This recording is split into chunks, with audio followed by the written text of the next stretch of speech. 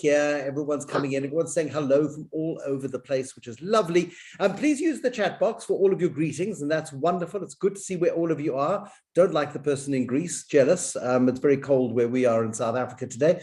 But welcome, everyone. It's really good to have you with us. We've got a fabulous panel, as you can see, presented to you. 9 p.m. or so in Australia, in Adelaide, Australia. That's where Michael Parkinson is. Diksha Sahib is at 8 o'clock in the morning in Canada. Louise Gardner is at 2 o'clock in the afternoon in Johannesburg, and so are Carolyn and Louise, who are in Cape Town, and they are also at 2 o'clock in the afternoon. So from wherever you are, welcome. My name is Bruce Whitfield. My job today is to help facilitate this discussion for the next 59 and a half minutes, to get you an insight into how you establish operational capabilities for sustainability reporting. It's absolutely critical as we've been implementing the building blocks of the process of sustainability reporting, looking to achieve greater ESG capacity within organizations.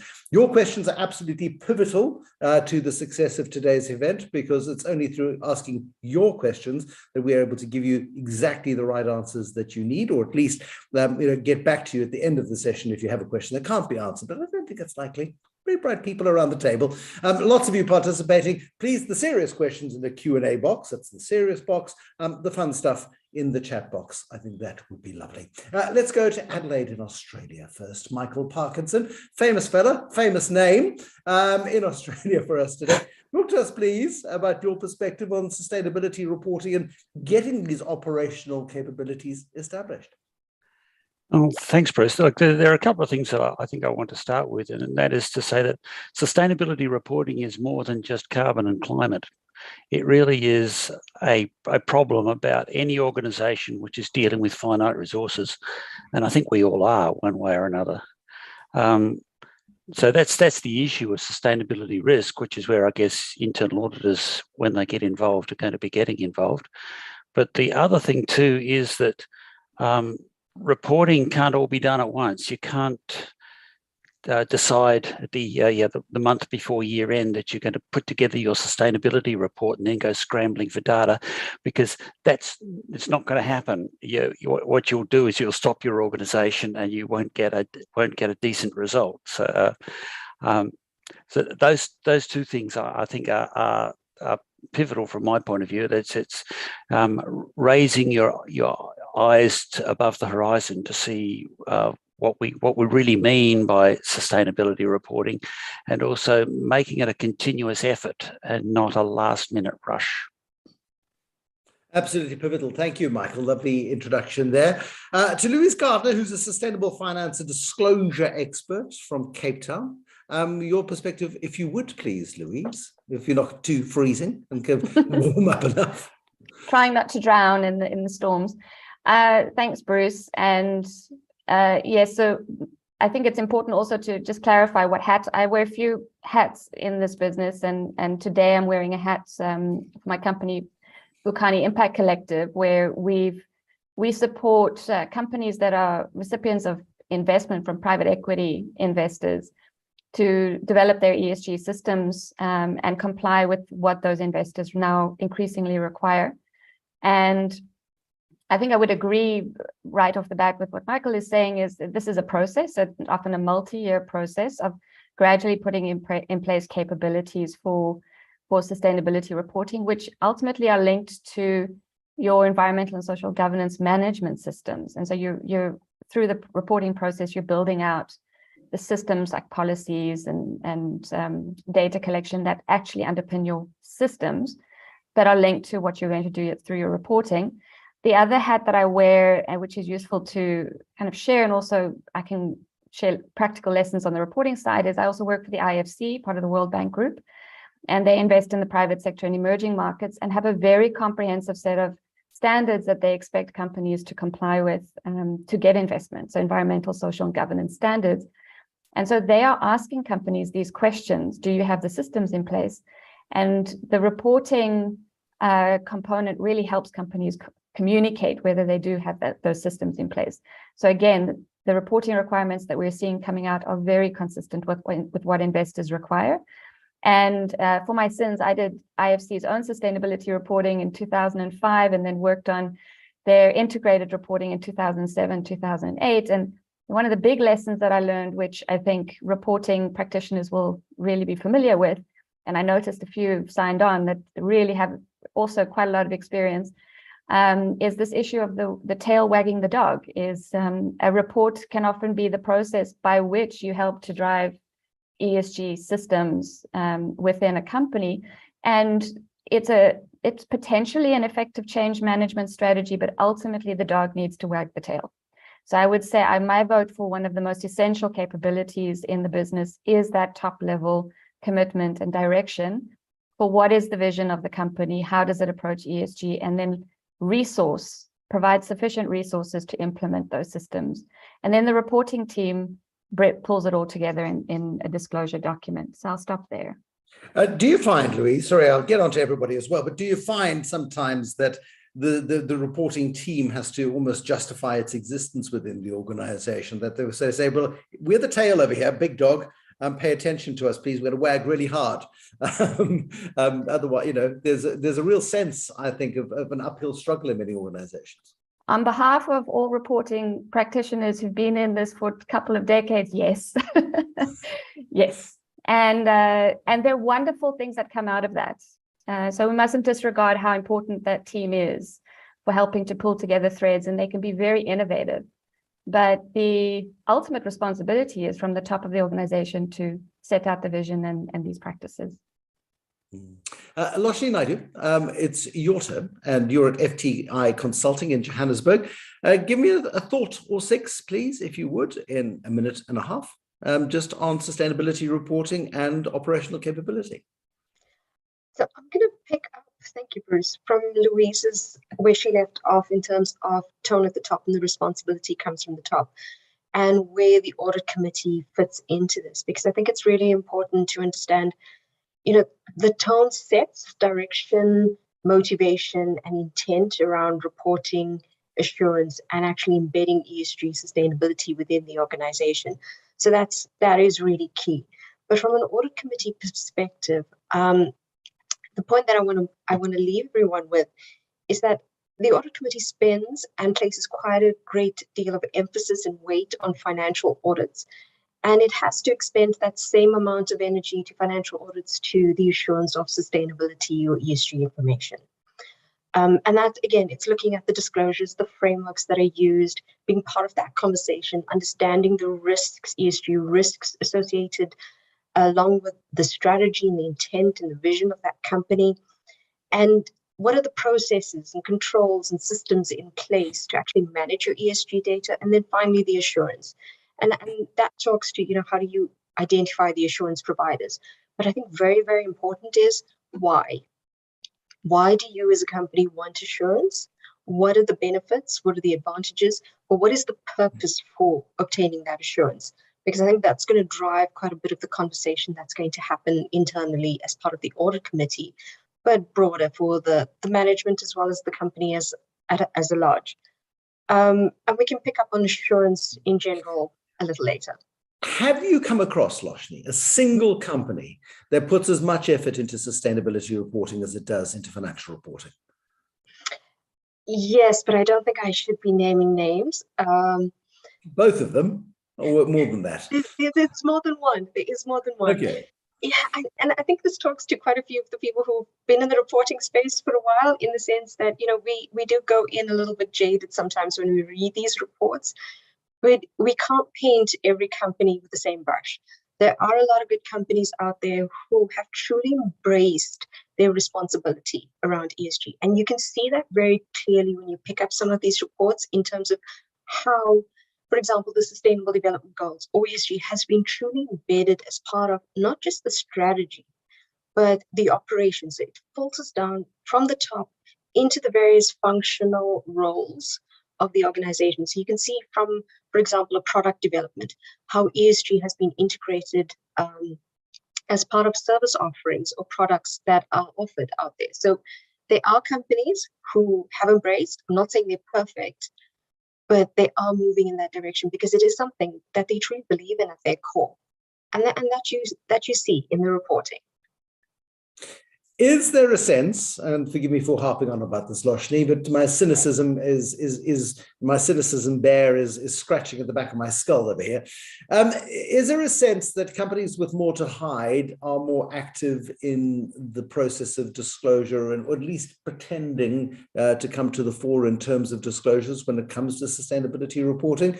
Or is there a really genuine effort here by the company to refer to these ones that put as much work into sustainability reporting as they do into financial reporting to actually make a difference?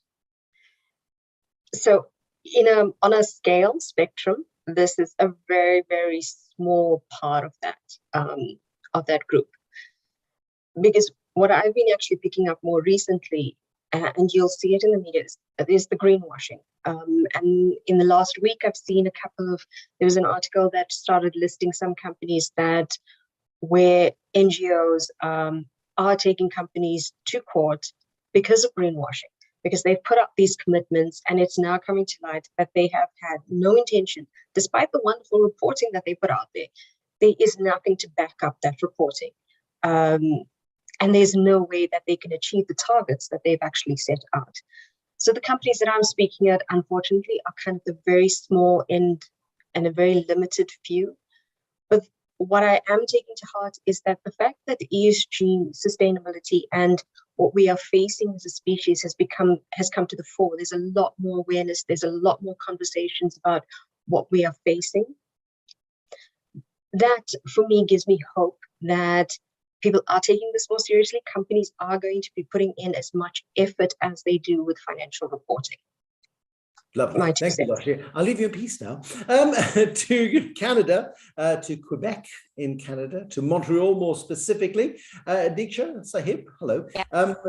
8 o'clock in the morning, or 10 past 8 in the morning. Your perspective. Yes, so I think everyone summed up pretty nicely, and I think I'm going to pick pieces from each one of them. Like when Michael mentioned the why, that's, I feel, the biggest motivation in the company, and the why has to be kind of trickled in, not just at the management level, but from the management to the to every other layer in the company. Because when it's decided to do anything with respect to sustainability, be it reporting or operation, the decision is taken at one level, but the implementation is at the different level. So the why is kind of the motivation that spreads across the company, across the functions, the departments, the different levels. It's sort of a teamwork and a team effort, and everyone takes pride in doing that. So the why has to kind of trickle into in every layer of the company, and also ingrain in tandem with the strategy and operation. So it is not a solo piece. Like sustainability does not work in isolation. It has to work in tandem with the strategy, with the operation, with the finance. So everything needs to go hand in hand to actually make things possible. And when you asked Loshni if the companies that have something to hide actually work on disclosure, this is what we try to tell companies: to talk less, work more, right? So your report doesn't have to talk a lot, right? But you have to work more, and as much as you do, it's the quality that makes the impact and not really the quantity, right? So that's the kind of scenario that we are currently working with the companies, to tell them, okay, don't talk a lot in the beginning, but try to work on your process. Try to put things in place, like systems in place, controls in place. Who does what? Where do you get the data from? How do you get the data from? So we actually coach them to do this, to work more, and then do the talking. So that's where I come from, and I see that it kind of makes a lot of sense in putting things in place. Diksha, thank you. What about you, Carolyn? Thanks, Bruce. And apologies for the video early on, but it's technology for you. And I think that's something that we do need to think about, is is what actually needs to be in place and what controls need to be in place. And as you're saying, Diksha, what do we need to do? So I think when something new comes along, like Basel or any of these kind of compliance requirements comes along, the first thing we do is, I need to learn about it. Where can I learn about it? And if I'm going to learn about it, I need to get recognition. So what certification am I going to get? What degree can I have? What can I put behind my name to say that I've learned about this? But that's less than half the story, is actually knowing about, the concepts. It's actually how to do this now, and implementation that's really the difficult bit. And so we tend to shy away from that and learn more and more and do less and less. So that's what this program is all about, is making sure that we've got the two hand in hand, that we've got the learning and the implementation in step. So we learn essentially just before we implement, and we learn then collectively across the organization, amongst ourselves, but also with other organizations. So it's a shared, immersive learning while we're implementing in our own organization.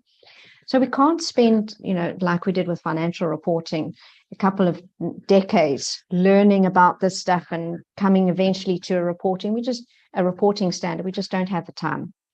So we're coming up with the standards. Now the next big hurdle is how to do this, how to actually implement. And learning will happen, learning a little bit about it, but actually the rubber hitting the road. How much apprehension is there, Carolyn, in terms of a fear of making mistakes, in terms of making disclosures that actually draw negative attention, perhaps? I would assume that this is not an area that, you want to be pilloried in the public domain for learning on the job, so to speak. Absolutely. And there's huge hesitancy to report because we don't actually know what's sitting under the carpet. So we don't even want to start the process. So that's why it's really important that we actually do it in-house. So bringing in an external party to come and produce the report for you, you almost beholden to publish that report now, as opposed to saying, and there's question marks in terms of why you're not producing that report, because you've spent so much effort producing it. So why aren't you publishing it? And what we're finding more and more is that the organizations that are starting to get a handle on their data, the last thing they want to do is actually publish the real information. They don't themselves have a handle on it. They don't know what the implications are for their organization. And what unfortunately we're seeing is the story is actually much worse than we thought it would be. So they don't want to tell the whole world where they are. So, and rightly so, we actually need to know in our own right what we're dealing with before we start telling the world that this is what we're all about. Let's get our house in order first. So the hesitancy is there, but start internally first. And the thing is, if there is stuff there that you're not proud of, I suppose act. And in 2 or 3 years say, this is where we were and look what we've done. Exactly. But there's a huge amount of pressure. And I think you would see this, Louise, a huge amount of pressure from organizations, Michael too, a huge amount of pressure from investors, from an investing community to say, we'd like to see your ESG report, please. Oh no, it's an internal document at this stage. And immediately it draws attention to well, then publish. Come on, show us. And that's concerning, Louise. Yeah, that's an interesting question. To be honest, my experience has been very different. But it may just be the institutions I've been exposed to on this front. It's not. I haven't had the experience of a company saying we don't want to publish this, or we're not happy with this data, we don't want to publish it. I've never actually been privy to that conversation, although I'm sure it does happen. What's more likely the case is, have we gone through the right sign-off process for this document? Has it been checked by the right people within the organization? Is everyone happy that this is accurate based on our systems? And so I would say that sign-off process is very critical, and making sure that the right people are involved. because we particularly see this with the first reporting cycle is very different to the subsequent reporting cycles. The first reporting cycle, whether you do a sustainability report, suddenly it's new exposure to new topics and having to frame how the company deals with these things. And I think at that moment, there's a lot going on. And so as a company, I think you should be worried or cautious or paying attention to what are you actually putting out there as your first data, and is it accurate? Can you back it up? And how is the market going to respond? But as you were talking, I was reminded of having been in this space 20 years now, I think maybe 15 years ago, I was at a conference in Washington, and the head of reporting at Statoil, he stood up and he was giving a presentation, and he said, look, the big eye-opener for him was he convinced Statoil to be honest, to talk about their failings. And he said there was a reticence to talk about what's not working. So that was what was interesting, to talk about what's not working, which is what readers of sustainability reports are. They love that information. So actually, the counterintuitive reality is that if you talk about what's not working and how you're struggling to solve it, you score massive points with your readers.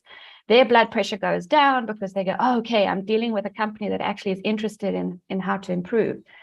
So there's a level of self-awareness, isn't there? It's a case of that scores you big points. You finding that, Michael? Yeah, like I'm thinking back to 15, 20 years ago when organizations wanted their internal auditors to look at the financials before they sent them to the external auditor, because they were terrified that they would get found out as having an audit adjustment. I think boards have still got the same issue, that they're not keen on the idea of publishing something that might be wrong. It doesn't have to be flattering, but it better be right. The assurance game is this, certainly for internal auditors, is helping boards understand that they have got the right information and that they can rely on what they're being given. It's also worth thinking about the motivations of boards in this, and I want to think back to something Louise said in her first comment, that her background is in private equity or in private equity advising, and the politics of sustainability reporting, at least in this part of the world, has been that until recently, the political will was not there.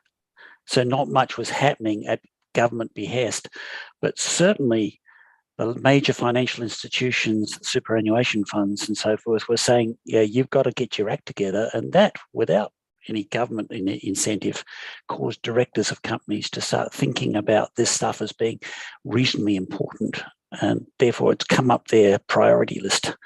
It is interesting that sometimes politics doesn't achieve what money can. It seldom does. Anthony Makonise, question here saying, please share the practical ways to internalize sustainability reporting procedures through the organization. Who would like to pick up on that one, please, in terms of the practical implementation of sustainability reporting procedures? Do I have a volunteer? There we go. Carolyn is nodding. We'll take Carolyn. Oh, no, I was going to say Diksha, and I see she's unmuted. Excellent. Diksha, you've been nominated. Diksha's got lots of scar tissue on this. Yeah, sure. The first and the most important is in the implementation of the sustainability report is to understand your objectives behind doing that, right? It could be because your investors want you to do, it could be because the board wants you to do, the management wants it to be done. So why? Understand the objective, like what are you trying to achieve? Is it mere publication of the report? Like, is that the goal, that you have to just put something out there? Or are you trying to gather the data in the process to understand what it means, to understand where you are, understand what the company's impact is, and then work upon it?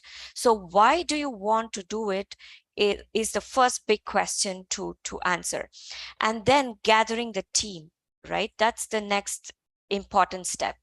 Who is going to work on this report? It's not just a communication or a marketing tool. It's not just putting in data, some words and statements here and there, and a beautiful design.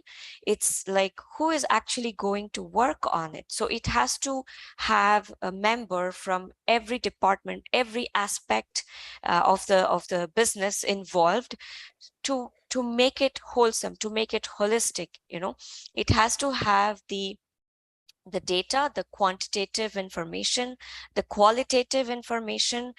We were just talking about, why the reporting, why is it done, who is it for, etc. What if does it have all the data? If it doesn't have the data, if it doesn't have the good data, talk about why.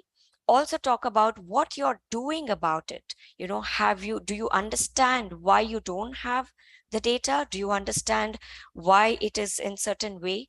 What are you going to do about it? Action, right? And then the direction. So what will the action lead to? Where will it take you to? So these are the things that needs to be planned when you actually think about implementing a sustainability report. And then goes back to, okay, I need to do this. I have the team that will help me. This is where I'm going with the reporting.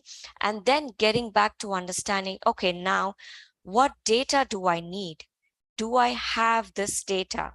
Where will I get this data from? Who will give it to me? And what format do I have this? Is it good enough in the way that it is to be actually published, to go into the report? And then with the data, it's like, okay, I have this. This is the raw data that I have. This is the data that needs to be published. Am I following a certain framework, a certain standard? Am I going to follow a SASB? Am I reporting in the GRI? So the standards that come into place. So this is, I feel, the whole process of actually thinking about implementing a sustainability report. Of course, it's easy to talk about and explain in a minute or two, but the whole process needs to be given enough time. Like Michael was saying, I wouldn't recommend a company waking up today and saying, I'll publish a sustainability report in, say, 30 days. No, that's not going to work, and it's not worth the effort at all. It's just sitting on top of the pressure cooker there.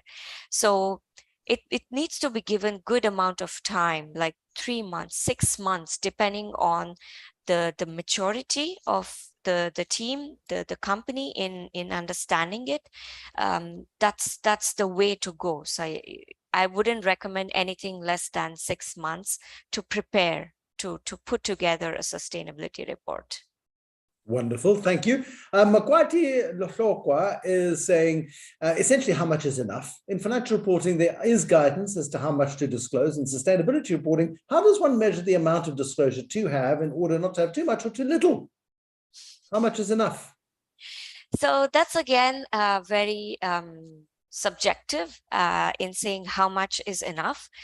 It is basically how good your information is in terms of reflecting the truth. It's like there could be too good data that probably the company cannot back it up if there are questions. We always recommend companies to do enough that there is evidence behind to actually back it up. Right. And when you go about implementing the quantitative data in accordance with a certain standard, say SASB or GRI, we typically go with the current data, that is the year in question, the reporting periods data, and a couple of years previous to that. So that is a good reference or comparison for the stakeholders in understanding where the company was previously and where it is right now. So you see a progress and an improvement in the company's actions in their operations, in their deliverables, and that's also reflected in the data. So we don't want to see the quantitative information just on the reporting period. So that does not give us enough understanding of what the company is doing. So we always recommend to do it in comparison to the year. So to Carolyn's point earlier, do it internally, a year or 2 or 3, and then go out and say, right, this is where we were, this is what we've achieved, we've done well here, we've done badly here, this is where our focus is going to be, this is where our attention is. Exactly, that's right. And also to add upon that, the internal work takes at least a couple of years, right? So when I say 6 months to do a sustainability report, it's not like end to end, like not everything that's related to sustainability there. So the company is preparing internally to work upon, to put the systems in place, to put controls in place, to put procedures in place, right? So you implement them, you see how they are, and then you work upon them, and then you see, okay, now there is enough data, now there is like enough information, everybody understands what it means, and then you kind of like the reporting is the last step, because that's where you are making it public, you're bringing the internal information external, you're externalizing the internal information, so you're putting it out there. So that's kind of the last step, but that isn't the first thing that happens. So the reporting is actually the last step in the whole process. Wonderful. Carolyn? I can, thanks, Bruce. I just wanted to butt in here, sorry, Diksha, because this is how much is enough as a materiality discussion. So Diksha was talking about, yes, alignment with standards, and I do think that is important. But there is a generic process here. There are generic principles, and a standard, reporting against a standard, is a practice. It's one of the things that you can report. There are many standards that you can report against, but having the capability internally is a principle. It's essentially fundamental capabilities. Now, the decision around how much is not actually linked with a standard per se, but rather linked with the consideration of materiality.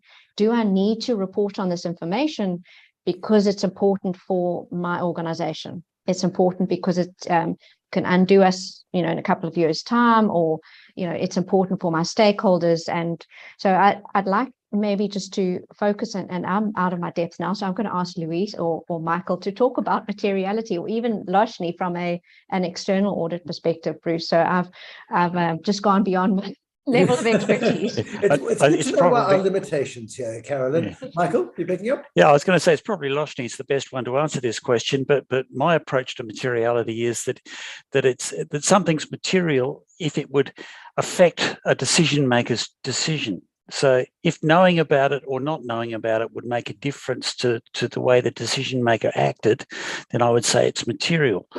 But that's a bit saying how sensitive is your decision maker to this sort of information. I know that in the accounting standards there's guidance, but even there it's somewhere between this number and that number, except when such and such happens. So, and it's going to be a bit the same with sustainability information, I suspect. But maybe, Loshni, you've got a better idea of this than I do. No, thank you so much, Michael. You have a really good definition. Before we get to the materiality point, though, I just want to pick up on the how much is much and just bring it back to, as a reminder for people who are preparing these reports, it starts like Diksha says, your purpose. Why are you putting these reports together? Who's your intended audience? Who's reading this information? Because I think one of the assumptions, I've made in this conversation is that the sustainability report is this thick, heavy document that's going out to general population and public. And that's not necessarily what we need to do. So depending on who your target audience for the sustainability information is, it could be a 2-pager document that speaks to some of your key ESG risks that you are managing that you need to provide to your investors, as an example. So I think, the starting point always with all of this is, what is the purpose of this reporting and this information, and who are you providing it to? Because I think that will help in determining your quantity of information, the type of information, whether you're doing, for example, like trend analysis, as Diksha's mentioned, and the level of information that you want, the extent of information that you actually want to put out there. So I think we need to look at it from a holistic reporting sense, and what is the messaging that we want to convey when we're looking at reporting. Now, with the concept of materiality, it is a bit more fluid, I guess, in the sustainability space, because there's no hard and fast numbers. But more recently, and there's quite a bit of guidance out there, and we can stick the links in, I'll do that later, around materiality, because there's a lot of framework, reporting framework work, horrible words there, that is going on globally. So you've got the EU, who's working on, CSRD, which is the Corporate Sustainability Reporting Directive. You've got the ISSB, which is the coming out of International Sustainability Standards Board, SASB. So there is, and previously GRI, who still exists, but there's a lot of guidance around how to apply the concept of materiality when you're trying to put these reports together, depending on the framework that you're using. There's different ways to do that, but what materiality does for you, it helps you guide you in terms of what you should be disclosing, in the sense of, depending on the company, depending on the strategy, depending on the risks that you're managing, one company might be disclosing a lot of information on their climate, in how they manage their climate risk. Another company might be more heavily focused on how they're managing their water risk. So it'll depend on your situation and your context as you operate. Now, the two concepts that have come out recently around materiality is the double materiality concept.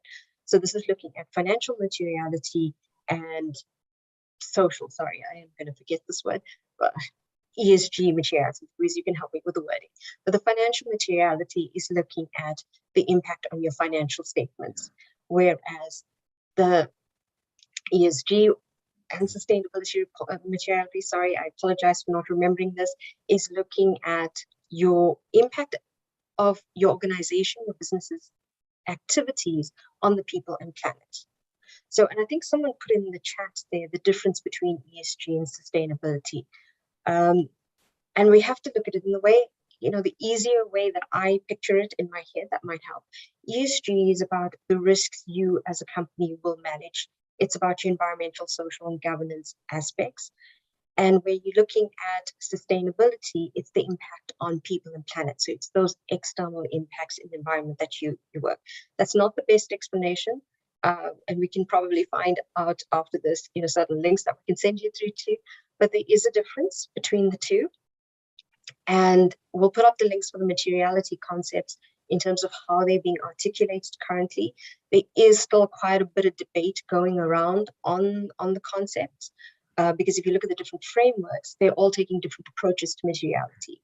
So the international, Bruce, you want to come in? No, there are lots of questions to get through as well, and okay. I'd like to pick off as many as we can, Loshni. Thank you, Michael. Ivy would like you to repeat your definition of materiality, please. You've been deeply impressed by it, but can't quite recall it. It's about decision making and how you assess what is material and what is not. Yeah. My definition is relative, of course, but it's information is material if its presence or absence would affect the decision that's been made by the intended decision maker. There we go. Nice and simple. Absolutely clear. There's also one would work for you, Louise, also from Ivy. How does a board, executive team determine which standards to measure against when you are developing year-over-year benchmarks to measure against? There are so many and also converging. I hear cherry picking may be seen as greenwashing.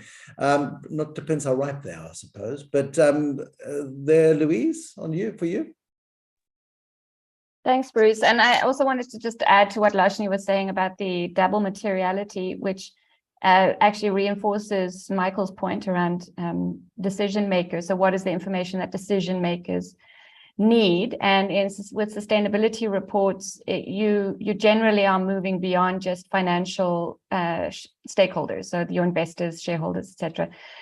And so the decision makers are a broader list. And the first thing I did when I was doing IFC sustainability report is I went to my highest report in the business, the director of the department, and I said, please give me the list, the list of the stakeholders for this report, because she was my internal audience, and the people she wants to communicate with would then be the key audience for the report. And it was extremely helpful because she included NGOs in the list. She included people who buy IFC's bonds, and the member countries of IFC's report. So it wasn't a long list. It was 6 or 7 key constituents, and they were the main focus, and they would be the decision makers. So in Michael's definition, what would they need to know to be able to make informed decisions about how they engage with the IFC?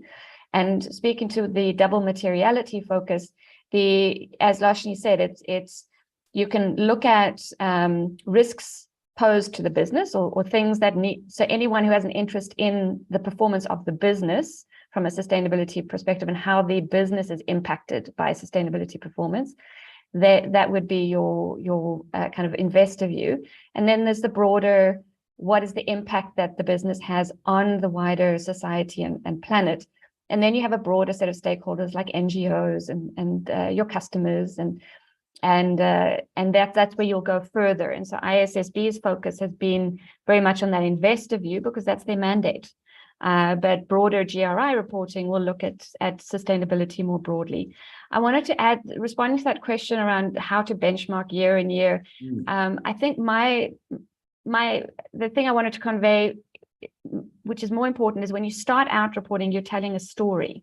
You're articulating how is this relevant to your business. There's a lot of qualitative information you give the first time out the gates. And from that, you then decide for that story, what are the relevant data points? And then you build out from there in terms of what benchmarks you're looking to compare yourself with. And then you're looking for locally, geographically relevant benchmarks and sector-specific benchmarks. And again, it's benchmarks that are going to be meaningful for your audience. So if you're dealing with local, like national, in the South African context, if you're dealing with government as an audience, or civil society or local communities, then your benchmark needs to make sense to them. Green building sector is a good example. You would want to use the green building codes for South Africa because that would be relevant. You would be looking to get ranked in terms of the Green Building Council of South Africa. So that would make sense. But for an international investor, for instance, like the IFC, if you're receiving funds from the IFC, there would be specific guidance that in terms of the benchmarks they're expecting you to comply with, and it may be stricter or less strict than what you're seeing at a national level. But again, I don't think companies need to be reporting all of this detailed data in the first year. They can add to it year on year. And like Lashni said, sometimes articulating your story can be done in 2 pages. I think where people produce a lot or too much, it's when they've unfortunately got a company that's doing a lot. And then they want to put every project in, and all the community investment projects and all the local economic development. The problem is you can drown out the most important issues. So the too much factor there would be you've got too many smiling children, too many happy community businesses, and no one really knows what the critical risk is for your business. That's when you know you've reported too much.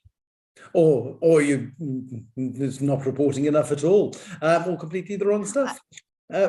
Carolyn. Can I just mention, so yes, it does take a long time. We put the plan together, and it's a 3-year minimum. And when you speak to the big ABN AMROs and Infosys, for example, who have done this, 5 years, 7 years on, and they're still trying to improve their system. So 3 years is an absolute minimum to get this deeply embedded, the capabilities in your organization. But during that period, you're going to Louise's point, have organizations ask you, so where is your sustainability report? And you can say, well, are we in progress? That doesn't mean much. So what we've had to do in our program as well is create a where it's an opportunity for those tender responses or your clients to actually verify that you really are on this journey. So they can come to the website and say, is this company really on this, and where are they on the journey? So that is something that we have to make available, because otherwise it's, well, take my word for it, we're going to get it to you in 3 years' time. Exactly. Thanks. Trust me, I'm a billionaire. Lots of questions around technology and the usefulness of technology, and lots of companies offering tools to help, Microsoft and Google and all sorts of people. I'll just use Anna-Marie's question on this one. I believe that we need to look more at real-time reporting as to question the value of this once-a-year reporting chaos stroke circus. Are you doing it properly, Anna-Marie? To issue the integrated annual report. Surely technology today, we can work smarter when it comes to reporting for more continuous real-time reporting. Then somebody else followed it up with, should we not be using the blockchain and other mechanisms? So lots of technology questions in terms of enabling better real-time research. Michael, you are smiling and nodding, which says to me, ask me that question. I'm smiling and nodding because technology is not necessarily the answer if you don't have the right question. You can automate almost anything, but if you haven't sorted out, as the things that several people have said already, why you're doing this, then the automation is just going to give you a very fast solution to the wrong question. Yeah. Now there's lots of good technology around. I don't want to criticize or praise any particular software company. All software does what you make it do, and if you haven't worked out why you're doing this, then you're not going to be collecting the right data. So continuous disclosure is not going to help. Okay, I think everybody can be in agreement with that. Blockchain NFT technologies is Alistair Green's question that you can add to there, Deeksha, and perhaps then to you, Louise. Yeah, like Michael said, like technology helps you get all the data and you need to ask the right questions.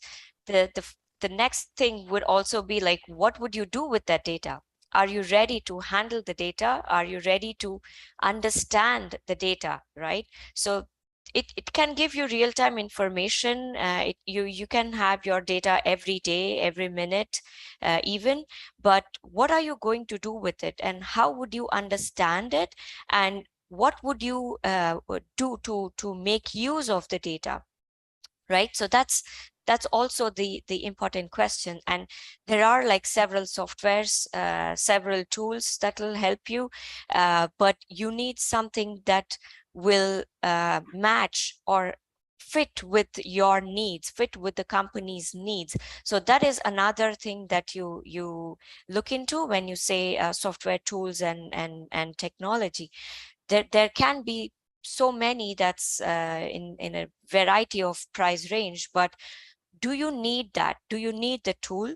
What data will it get you? How will you use it? And how will it help you? So unless you have all these questions answered, technology isn't really going to help you out there. And when Louise was initially saying about storytelling, right? It's like the storytelling, it's also about consistency. Like, are you telling the consistent story? Like, are you taking your audience to a particular direction, right? Are you staying in the same direction? Are you focusing on the direction you want to go and the objective that you want to reach? So even the technology has to be in accordance with that. Like, is it taking you where you want to go? Wonderful. I suppose, as Simon Sinek says, it all starts with why. Louise? Yeah, I fully agree. And they move different moving parts to sustainability reporting. And when you're tracking the right data, and it's real-time data and it's interesting data, and I think the environmental performance space lends itself to this. So, tracking water use, energy use, progress towards renewable energy or low carbon transition. If that's the story you're telling, then quarterly data or real-time data might be very relevant. And you've got companies that specialize in dashboards for particularly energy use, water use, waste, and being able to access that real-time data is very empowering. And absolutely, and I think when you look at the blockchain environment, if you can then have that data verified, and it's then in the blockchain, then it's something that banks can use. Then it suddenly becomes interesting for the finance providers and those that are aggregating this data. So absolutely, there's a space for that, and blockchain is very exciting. But there are other types of data, and this links to the storytelling, but also qualitative performance. So qualitative performance results, which you might not want more than once a year. And it is something, it's similar to the management discussion analysis in a financial report, is that the investor wants to know, so what has been your progress? How does it impact the risk or the performance of the business, and therefore make you a good investment? And that's a big part of GRI reporting, and I think also the ISSB reporting. I suppose there's this thing as too much disclosure, too much information. It's like quarterly reporting in the United States. It's just too much, too often, and it's a cacophony of noise there, Louise. And so, yeah, I think you're absolutely right. Maybe just to add to that, because I think that comes up a lot, and it's not necessarily the case. And what I wanted to add about the trend around sustainable finance is banks are looking at this data, and banks don't mind a lot of data. And then there are analysts who can do a lot with data. Some of the leading analysts track 700 data points per big company. They don't mind tracking that much. And it's all within in data systems. But an example in South Africa, the first sustainability linked loan was to Motus Corporation, their listed company. And that was BNP Paribas. And they shared the story that it's because of all the integrated reports that South Africa had, that they could have this a way of looking at the integrated reports. They said they could immediately see which ones were the good ones, which ones are the bad ones. I think to Lashni's point, it's very easy to tell right from the first letter from the CEO at the front of the report, whether this is an authentic report. And so they can see there's a management commitment to sustainability. That's the first thing. And then they can see how the company is articulated, how they manage these things. They go, okay, there's competencies and capacity within the business. And then lastly, they go and look for a data point that they might be interested in. And right now, there's such a diversification of sustainability linked finance that if you have an interesting data point that's meaningful to your business, a bank might be interested to finance you and give you a preferential interest rate based on your meeting your own targets on that data point. So that kind of is, for me, a counter to what people say is, oh, we only need 5 data points. That's far too little for the innovation that's coming. Wonderful. Carolyn, I'm going to come to you. This is also the opportunity to wrap up, because unfortunately, time goes woof like that. Sure. Do you want me to talk now? Now you're on mute. Yes, so talk now. Sorry. Talking about blockchain and thinking about sustainability, which is making decisions for the longer term. Please, when you're entering into blockchain, you need to understand what you're entering into. So you're entering into a particular technology. Consider blockchain as a concept, and the instance and implementation of blockchain uses a technology to implement this concept. Now, what happens if that technology ages? How are you going to move all of that into the next technology? So just applying that sustainability thinking and thinking over the longer term, please just to apply it to everything you do. Apply it in terms of the stability of your organization over the longer term. So that's all I wanted to say on that, Bruce. But do you want us to wrap up now, or I think so? But before you do that, I'd like a commitment from you, please, Carolyn, because we've been flooded with questions, and there are lots of very, very diverse questions and all sorts of things. You will get back to people who've asked questions? Yes, and that makes this panel, we need to do a bit of work. So I will consolidate and aggregate the questions, and I will send them out to everybody, and then we'll put the FAQ on the website, the questions and answers on the website. And if they've been asked a lot, then I will put them in the main FAQ on the website. Thanks, Bruce. Maybe then just to mention that our next big event is the Global Business School Summit. So the Good Governance Academy hosts a business school summit on good governance once a year, and we do this with the large business school associations, and that list is growing. And this year, our business school summit is on ESG and sustainability, and that's happening on the 25th of August. So if you please go and register on the 25th of August. And then hot off the press, this morning, we did agree that we are going to host our first global plenary for the ESG exchange. Now, depending on the uptake of the actual program, irrespective, we will have our global plenary on the 29th of September. So pencil in that date. We're not sure of the time exactly because it depends on where people are in the world, but the 29th of September is the date. Also, see, we've got some time. I could try that video again, Bruce. At the end. Michael. You're wanting me to wrap up? Yes, well, look, I came on this panel as an internal auditor, and for part of the assurance mix of an organisation. I guess that from the point of view of fellow internal auditors, we've got to get across this stuff. The internal auditors traditionally been financial. We've moved out of that into other areas of business over the last 25 or 30 years. But I think we've now got a new area which we need to begin to understand a lot better than we do. Thank you, Michael. Deeksha in Canada. Yeah, so I would say that get your whys, get your team and talk. The whole company, the whole team needs to be behind this. It's not a one-man job or a one department's job. I would say it's a cross-functional. So it's a teamwork, and that's what needs to be done. And sustainability is not something. It's as easy as you talk about it, and it's going to be the norm, as common as a financial reporting and financial. It's going to be the norm. So you have to do it at some point. So get going. Get used to it. Loshni. Thanks, Bruce. The one thing we didn't touch on really is assurance. So the last comments I want to leave everyone with is to think about assurance. It has largely been voluntary globally, but mandating assurance of this type of information is coming. We see it as the reporting frameworks are developing. So the plea to companies is start thinking about this.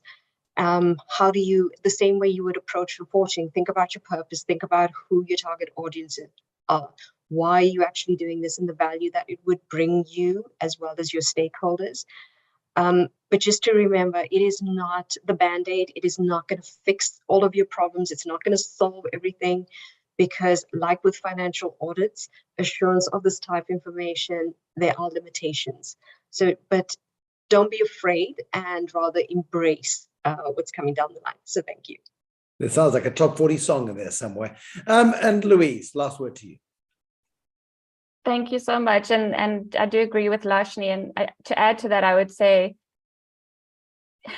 humility is your best strategy with sustainability reporting. If you're humbly approaching this and trying to be as honest about your journey as possible, it's a very forgiving reading audience. If you have critical voices coming back and questioning you on your reports, that's great. It means that you've got someone's attention. People are actually reading your reports, and you know it has value.